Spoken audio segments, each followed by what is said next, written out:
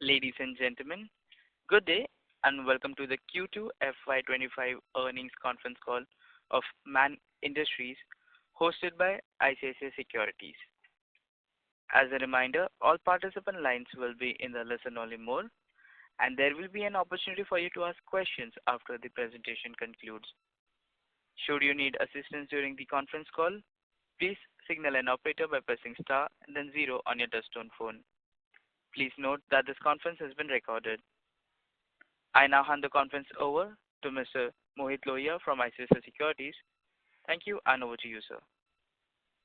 Yeah, hi. Thanks, Jacob, and good afternoon, everyone. And thank you for joining us today for Man Industries Q2 FY25 earnings call. First of all, I would like to thank management for providing us this opportunity to host the call. From the management side, we have Dr. Ramesh Chandra Mansukhani, Chairman of the company, Mr. Nikhil Mansukhani, Managing Director of the company, Sanjay Kumar Agrawal, Chief Financial Officer of the company, Rahul Rawat, Company Secretary, and Mr. Kamalkant Sahu, Strategy. So without further delay, I would now hand over the call to the management for opening remarks. Thank you, and over to you, sir. Yeah, hi. Thank you. This is Nikhil Mansukhani. I would like to greet everyone. Very good evening. In Q2 FY25, the company achieved a standalone revenue of 805 crores, reflecting a 10% increase in quarter-over-quarter. Our EBITDA stood at 77.6 crores, which is approximately 25% up than QOQ, resulting in an EBITDA margin of 9.6%. The PAT levels were at 35 crores and a significant increase of 45% on QOQ. Consolidated results show a revenue of 806 crores, up by 7.7%, with an EBITDA of 74.5 crores, representing a 28.7% Q1Q increase, and resulting in an EBITDA margin of 9.2% and a PAT of 31.9 crores, which is up by 67.2% QOQ.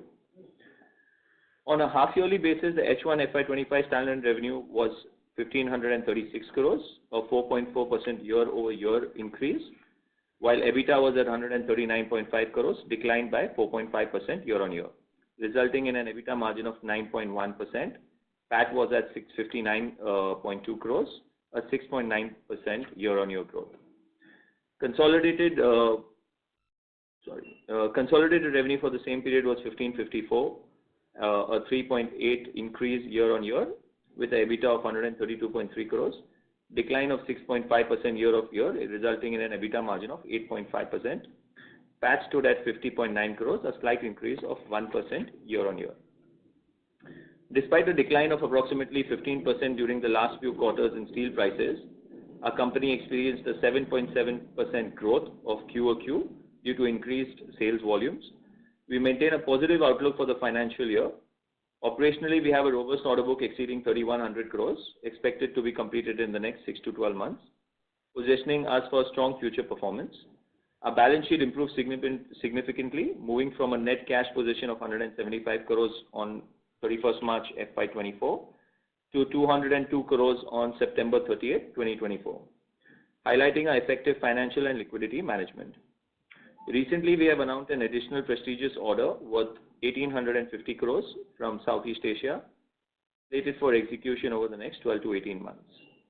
Our expansion plans include a new plant in Dammam, Saudi Arabia, with an estimated cost of approximately 600 crores to be operational by Q3 FY26. This facility will feature line pipe manufacturing and coating plant to meet the Saudi Arabia's growing demand. Additionally, our greenfield facility of stainless steel, seamless tubes and pipes in Jammu is progressing well. It is anticipated to begin operations again by Q3 FY26, allowing us to tap into higher EBITDA margins. We remain committed to delivering value to our stakeholders. Thank you. We will now open the floor for the questions. Thank you very much. We will now begin the question and answer session. Anyone who wishes to ask a question may press star and one on their touchtone telephone. If you wish to remove yourself from the question queue, you may press star and two. Participants are requested to use handset while asking a question. Ladies and gentlemen, we will wait for a moment while the question queue assembles.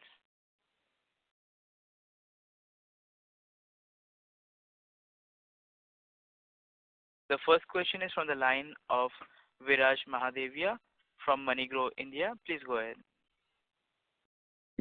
Congratulations on stable results. Quick question regarding your EBITDA margins. I think in the past you guided towards margins moving high.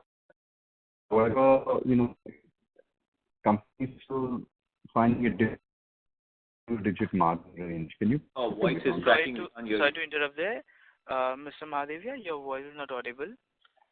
Could you come into network area, please? Give me a second. Yes, sir. Please go ahead with your question again. Hello, can you hear me now? Yes, sir. Yeah, sorry. I was saying the company has directed towards getting towards double-digit EBITDA margins over a period of time. However, the margins are still in the 8 to 9%. Can you comment a bit about this, please? Yeah. So, Viraj, we are continuously trying to also increase our order book and executions. So a lot of times to increase the top line also, we take orders which are much thinner margins, especially in water region in India. And currently that market is being very, very robust as well. So that is why slight pressure on the margin is there, which is accurately pointed. But the next 2 quarters, the yearly outlook, which was approximately 10%, we should be able to achieve that because we have orders under execution this quarter and the next quarter, which will be delivering a much higher EBITDA. So probably the year ended, we should be in double digits. Understood. And those in the second half are more oil and export orders versus domestic price sensitive water orders? Export orders are majority for the second half. Okay, understood. Thank you. I'll come back. Thank you. Thank you. A reminder to all participants to ask a question. You may press star and 1.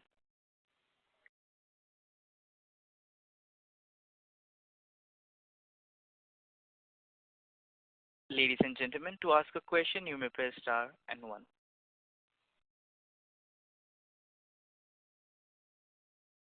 The next question is from the line of Varun Mehta from WealthLink Investment. Please go ahead. Good evening, everyone. Good evening. I just have this query on this order book, what we have of 3100 crore and that 1850 order crore is including 3100 or that is 1850 is separate of that? No, it's including. That's including. So this is the total, but you've been mentioning around 6 to 12 months for 3100 crore order book, and whereas for 1815 you've been mentioning around 12 to 18 months. Right. So is it right? So 1850, we got the order, we've ordered the steel and everything. The execution will start from next quarter, and it will go until approximately Q3, Q4 of next year. That is why, and certain orders we've got, that is just one 1850 order, which will be executed over the next 12 months from now. The other orders, some of them are already under execution and some are getting executed and some steel is in progress. So that's why approximate timeline for the 3100 crore order book is between 12 to 14 months. Okay. Basically the blended timeline, and in between there are some orders are also going to be received, which are also going to be executed. So 3100 is definitely from this stage within a period of 6 to 12 months time is going to be executed. Okay. And I have 2 more questions basically. One is on Merino shelters. Any update? Because we've been waiting for last 1 year. There's been no update from the management on that. Yes. Unfortunately, there was a GST issue which was on the transaction when we were doing a JDA.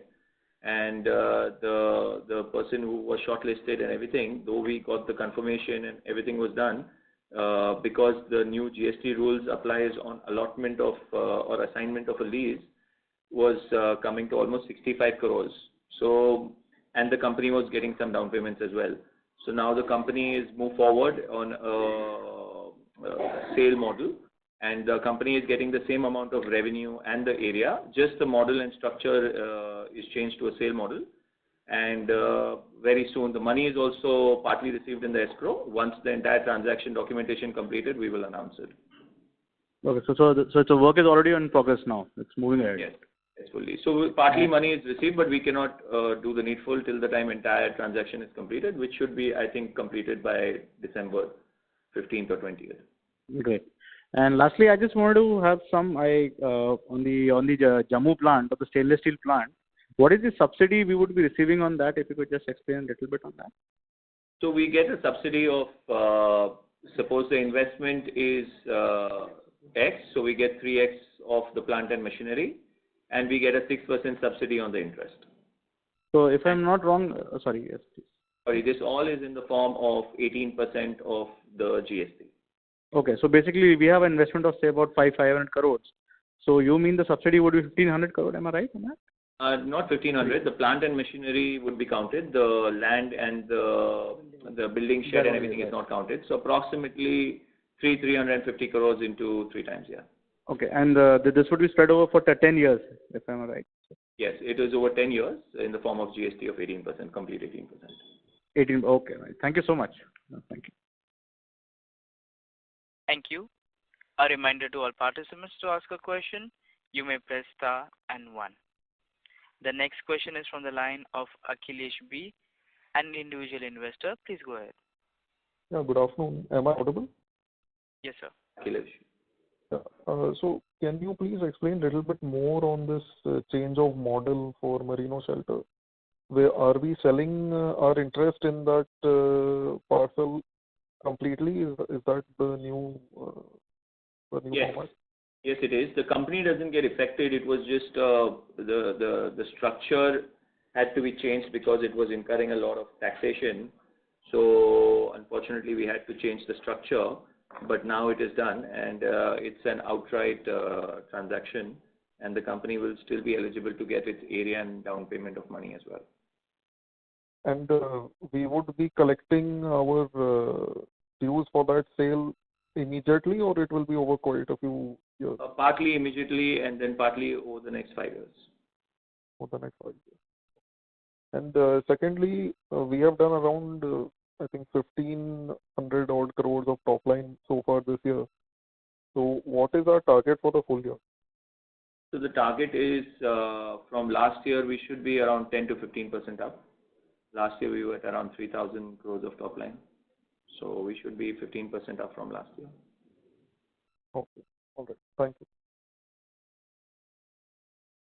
Thank you. A reminder to all participants to ask a question. You may press star and 1. The next question is from the line of Pritesh from Lucky Securities. Please go ahead. So, can you share the H1 volume and what will be your H1 volume this year and H1 volume last year? And what will be your volume for FY25 versus FY24? So, Pritesh, I don't have the volume offhand right now, the exact volumes. But suppose last year volume was around 300,000 tons. This year we are around 30% or 40% up on volumes.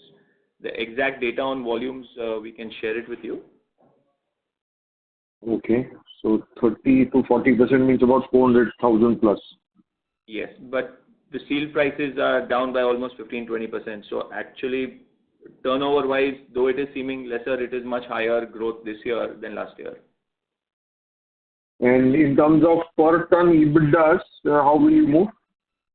Sorry, in terms of? Per ton EBITDA. Per ton profitabilities. Per ton EBITDA, like we said, that it varies. The oil and gas, we all know the per ton EBITDA is between $150 to $200 and even plus more sometimes. And water EBITDA varies between $60 to $80. So can you tell us the mix change between last year and this year eventually? What was water last year and what will be water this year?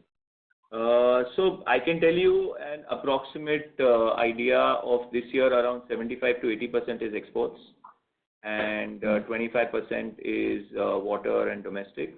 Last year's exact I don't remember offhand, but it was similar. I think 70% or 75% was exports last year, and again 25-30% was domestic water works and a little bit of oil and gas of domestic work.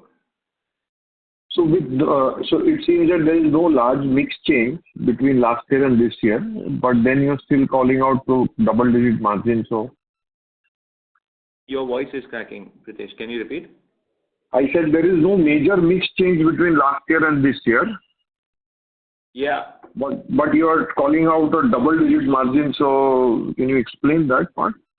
The reason is that certain orders we've got this year, which are now under production, are slightly more profitable. And so certain orders which we bid, they have got a value addition product like CWC. So we get normally CWC projects are very less, and you get it very rarely. Normally you do the pipe as well as just the basic 3LP coating. But in this case, we've got certain orders which we have large CWC orders, which gives a further value-added kick to the company. So that's why the profit levels will be, and the EBITDA levels will be better. Okay. And any reason why the Jammu plant is pushed up by a couple of quarters in terms of its commencement? Yeah, land acquisition was a real mission. When we went there and we did everything with the government, the only thing government said is that we will not provide you with any land. And it took us almost a year to get the land, which was a difficult task. But now we've received that, we've received the equipment, we've started the work. So that is the main reason why the delay was there. And you are putting the hot extrusion, or you're going to put up the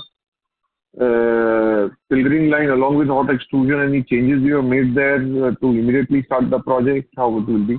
Oh no. So we are pushing the phase 2, which is of our finishing line together because all the equipments are there, and the phase 1, which is the main extrusion press, is also in process. We are not going for any other method as of now. Extrusion with the pilgering process and downstream to finished goods. You have the machines already available to you, or they are being? The finishing line machines, majority of them are available, which we are going to start installing from the fourth quarter of this year. The extrusion line will be available coming around, I think it's June 2020. So will you start the pilgering line immediately by buying the mother hollow pipes, or? Yes, we can. Yes, that is the idea, that we will start buying the mother hollow and start getting our approvals in place before the mother hollow we manufacture ourselves, so that at least we are already in the market, which will help us. Once the mother hollow comes, we can straight away go to the end users. Okay. And lastly, in this 3,100 crore backlog, how much is value added or non-water backlog in this 3,100 crores? 2,000 plus crores. And this entire Southeast Asia order is an oil and gas order? Yes. So let's say 2,000 crore is basically oil and gas orders. Yes. Okay. How much of this 2,000 crore will flow in the second half? Approximately around 1,000 plus crores. 1,000 plus crores. Okay. And here we have to assume that it's gone, when you say $150 to $200, yeah. Which means it's a closer to 15% type margin number. Yes. Okay. Thank you very much. Got it, yeah. Thank you. A reminder to all participants, to ask a question, you may press star and 1. The next question is from the line of Tanish from Omkara Capital. Please go ahead. Hi, yeah, I'd like to ask if there are any developments on the hydrogen pipe front, like any new bids or orders or anything that you all have received or you all have gone for.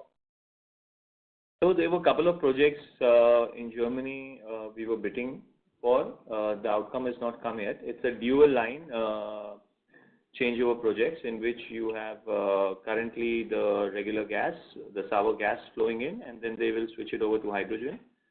So we are working on those projects, and though they are smaller projects, but it just helps us that once we supply a single line of hydrogen, it gives us a first mover's advantage and a past track record, which helps us in bidding for the new orders which will be coming up in the near future. Okay, thanks. I'd also like to know what is the outlook for oil and gas in Saudi Arabia, like since you're putting up a plant. If the crude oil remains under the pressure that it is right now, do you think there'll be further capex in Saudi Arabia, or is there going to, like, what's the outlook in Saudi Arabia at this point? So Saudi Arabia has three critical components. One is your Saudi Aramco, which has got the oil and gas. Currently, their focus was quite a bit on the crude, and they have a certain amount of lines which are coming for gas because for clean energy, and they are very, very large projects, which is the primary focus now. So we do not see that the business coming down. I think even at these levels, the business will be very robust in Saudi Arabia. Secondly, Saudi Arabia, the east and west, they don't have any rivers. It's 2,200 kilometers between east and west. So they do not have water, and they need to pump in, desalinate and pump in all the waters from the east and west into the country. And there are very, very large water lines which are already in progress, and some of them are coming up. And what we see is whatever our business model shows that next 7 to 10 years, there is ample amount of business and opportunity. And, the margins are slightly better. So we are looking at once the factory is up and running and fully stabilized, we would be looking at approximately $500 million worth of top line coming from Saudi Arabia. Okay, that's great. Yeah, that's it from my side. Thank you. Thank you. A reminder to all participants to ask a question, you may press star and 1. The next question is from the line of Memosh Pantaki from Danki Securities. Please go ahead. Yeah, hi sir. Thanks for giving me the opportunity. My question was on the margin front. So if I observe the margins in this quarter, they have improved sequentially and on a YOY basis also. But if you look at the overall, the EBITDA levels and the margins for first half, they are around 8.5% if I include the other income. And you are giving guidance of around 10%. So ideally speaking, if and your revenues have been 1,500 crore in the first half. So to achieve revenue guidance of 3,600 at least, you will have to do turnover of 2,000 crores, 2,100 crores. And on that, in the second half, you will have to do margins of around 11%. So is it possible to achieve 11% of margins, which we have never done over the past few quarters? And as well as the revenue run rate, you expect it to improve to around 1,000, 1,100 crores from Q3 itself? So, see, Memosh, we are targeting between 3,300 to 3,400 crores of top line this year, approximately. And we are pushing our production as well as the steel so that once we get it, we can manufacture and ship it faster. The top line and the bottom line definitely is achievable because the orders which are moving forward right now in Q3 and Q4 are slightly or quite higher in the EBITDA margins because also of the value-added addition to it. And so we are hopeful that we should be able to achieve a double-digit mark this year. So when you say double-digit mark, when you say it's for the third and the fourth quarter, or the overall full year will be double-digit? Overall full year, the guidance was that, and we are still trying to achieve it. So we should be there according to our data and everything, whatever we are working on, we should be able to achieve it. So if I remember, the earlier company had given guidance of 3,600 to 3,800 crores, and now you are lowering the guidance to 3,300 crores. So the guidance was always between 15 to 20% or 10 to 15% guidance, not on a basic number. So, and also very important is that the steel prices in the last 3 quarters have dropped almost 15-20%. So the volume growth is increased almost 40% plus, but the turnover is not increasing. So because obviously our raw material 75% or to 80% cost is steel. So it is some things are beyond us also. Though we are doing more business, it's not reflecting in the turnover. Okay. And the Taiwan order, sir, is just wanted to clarify. It's the water order, right? Of 1,850 crores. No, it's an oil and gas. Sorry. Okay, and this will get the execution will start from Q3, right? Yeah. Okay, fine. And that is the order which carries higher margins. It does carry higher margin, yes. Okay. My other question was on the depreciation part. If I look in Q2 and even in Q1, the previous quarter, there has been a decline in the depreciation from 15 crores to 12.5 crores, and then in this quarter, it has been around 10.8 crores. So why a decline in the depreciation?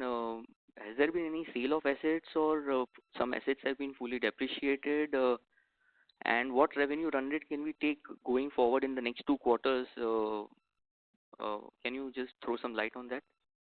As far as the depreciation reduction in the overall amount, you rightly mentioned there is no sale of the assets, but there are certain assets which has been fully depreciated. So that's the reason the amount of depreciation has come down to close to 11 crore on this quarter, and we are now expecting the similar rate of depreciation is going to be there for next couple of quarters. A similar rate in the sense the 11 crores which you have showed in this quarter? Yes. Oh, yes. okay. Because in these 2 quarters, there is no major capex is coming on into the main company. So yes. The similar rate of depreciation we are expecting, plus minus whatever it is. Similar we are expecting. Okay, sir. And we were also planning for an ELSO plant in Saudi, 3 lakh tons. So what's the status on that? Are we on track to start the operations from Q2, Q3 of next year?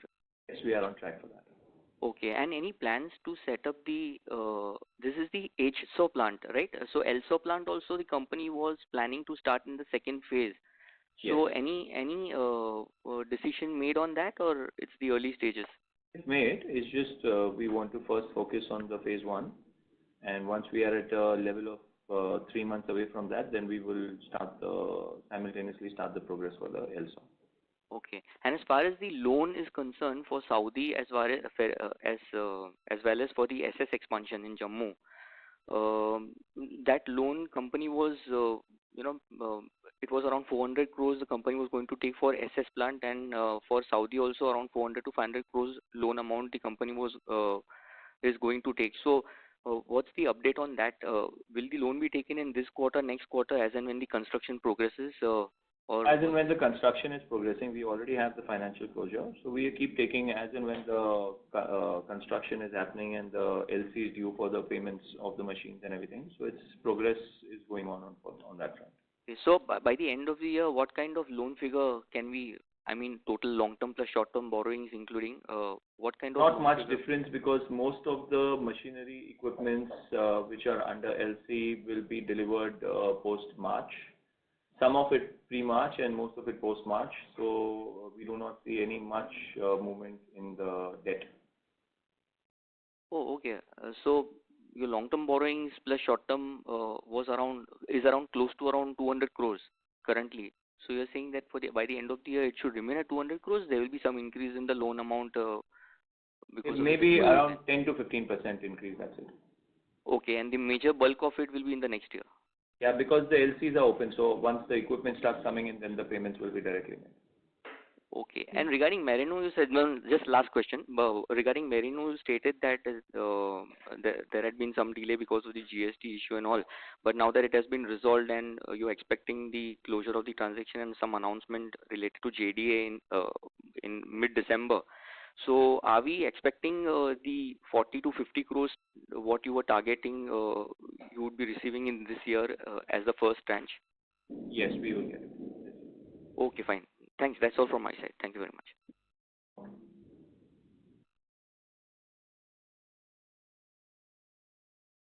Thank you. The next question is from the line of Akhilesh B, an individual investor. Please go ahead. Yeah, thanks for the follow-up. I wanted to understand more on how you manage the price volatility in steel. So right now, steel prices have been falling in Q2. So any orders that you might have won in that period would have been based on the steel price of that time? And if so, then how will you manage, the raw material? You will book it immediately on receipt of the order. How do you do it? So Akhilesh, what we do is normally when the final price bid is to be put, we take a letter of confirmation from the steel manufacturers, 1, 2, or 3 people whom we are serious to buy from. Accordingly, we put in our price bid. Once the price is confirmed or the bid is confirmed, and once it is culminated into an LOI or a PO, pretty much between that week itself, we close down the steel, and we do not keep it any open-ended, or we do not keep it for any scope for whether increase or decrease. So to protect our margins, it's very straightforward. We don't hedge, or we don't play anything in the steel particular portion. But the period between when you would offer in a bid and when it gets confirmed might be a couple of months at least? No, so whenever we normally take, you're right, when we take a price, suppose it's a budgetary price or pre-budgetary price, we give them a price, we take an approximate idea of the market of the steel.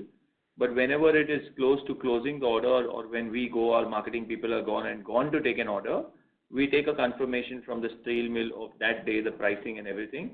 So at any given point of time, we are not open more than 6 to 7 days. And that's also, most of the time we don't, because we already have a confirmation. When we go and pick an order, we place the order the next day itself. And so then is it fair to say the realization per ton for the same kind of product will be now lesser in Q3, Q4 revenues as compared to what we have done in Q2? Because now you would start executing the orders which you won in Q2. Yeah, so it's not the margins are the same. Obviously, the steel price is reduced by 15-20%. So the revenue obviously changes. So yeah, that is true. Okay. So we'll just, to meet our guidance, we'll have to do a lot more volume growth is what I'm trying. We were on track on our guidance, but because of the price correction, which is beyond us, that's why there is a slight this. But we are still pushing. So we have to do, like you rightly said, we have to do much more now to achieve what we have to. Right. Okay. Thank you. Thank you, Akhilesh. Thank you. A reminder to all participants, to ask a question, you may press star and 1. The next question is on the line of Jagdish Sharma, an individual investor. Please go ahead. Hi, sir. Congrats on the numbers. I have two questions. The first question is, in few of your interviews you have given to the TV channels, we have given a guidance of 100% top line growth in FY26 and 27. Am I right in my understanding? Yes, 26, 27, yes, because our Saudi will be operational. We should be... Okay, so with what is the margin, sir? Same 9-10% margin? Saudi is slightly higher, around 12 to 13%. So Saudi will be 12 to 30%, 13% in this thing. And what is this asset turnover for this stainless steel capex which we are doing right now, sir? The asset to turnover is 2x. The investment to turnover is 2 times. But the EBITDA margin and the plus the local government grant and everything makes a difference on the project. Sir, if you can explain the first point, this Saudi, because of the Saudi, our top line will grow by 100%.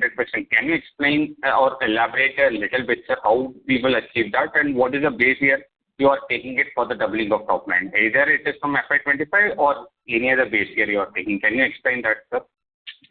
So we gave the outlook on 23-24 when we were planning to put Saudi, that we would be at 100% by 26-27.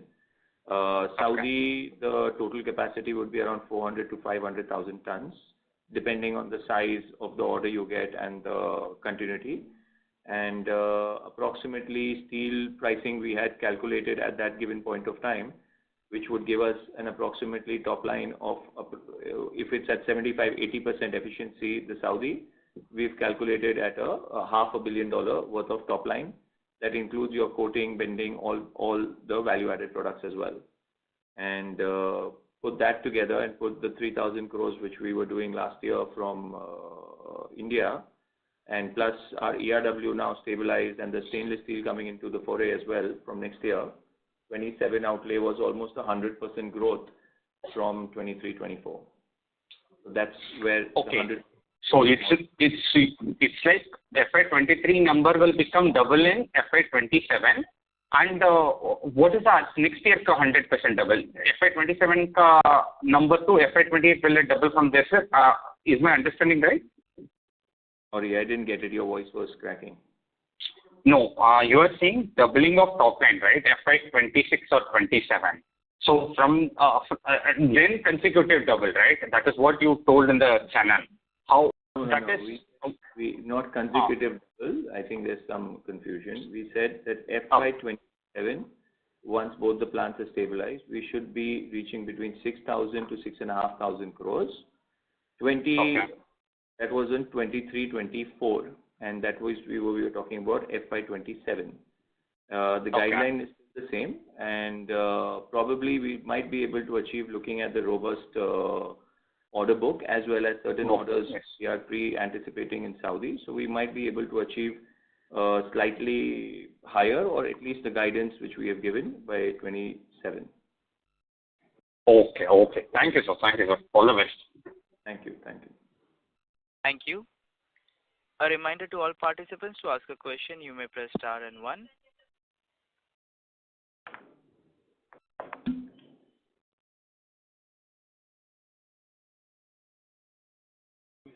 A reminder to all participants, to ask a question, you may press star and 1.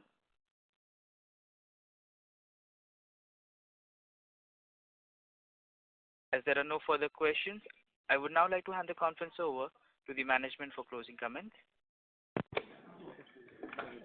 So I thank all the participants for attending this conference call, and we welcome all of you our subsequent next quarter's conference call. Thank you so much. Thank you. On behalf of ICICI Securities, that concludes this conference. Thank you for joining us, and you may now disconnect your line.